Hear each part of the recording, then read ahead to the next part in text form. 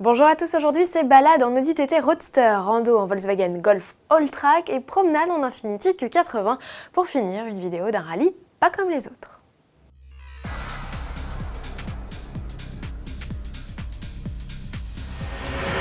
La troisième génération de TT enlève le haut et c'est au Mondial de l'Automobile de Paris le 2 octobre prochain qu'Audi montrera son Roadster. Comme ses prédécesseurs, le cab allemand conserve une capote en toile, une technique qui permet toujours de limiter la prise de poids.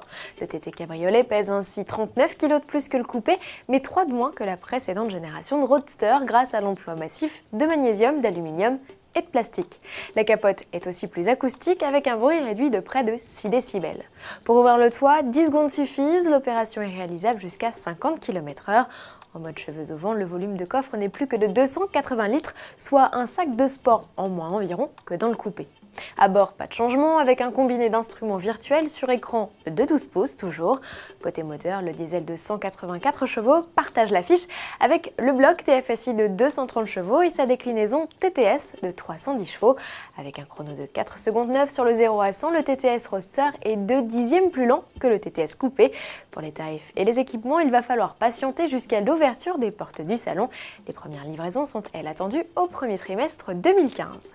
Du côté de chez Volkswagen, après la Polo GTI restylée, l'heure est venue de nous présenter la Golf All-Track, une appellation déjà croisée sur la Passat SW et synonyme d'évasion hors des sentiers battus.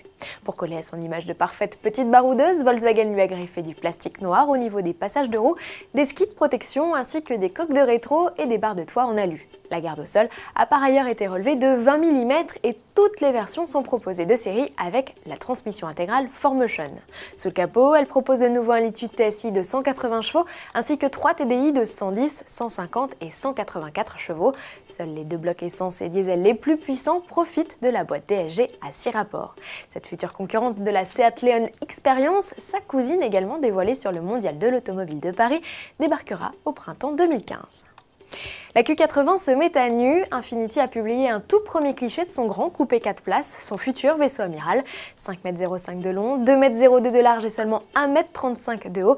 La Q80 en impose. Plus de détails devraient nous parvenir d'ici à l'ouverture des portes du salon, à suivre.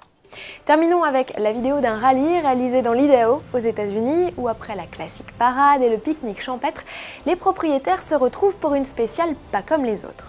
McLaren, Porsche, Bentley et Bugatti se défient à coups de vitesse de pointe sur une portion de route illimitée de 52 km, le tout sous l'œil vigilant des autorités locales et le regard ébahi des participants.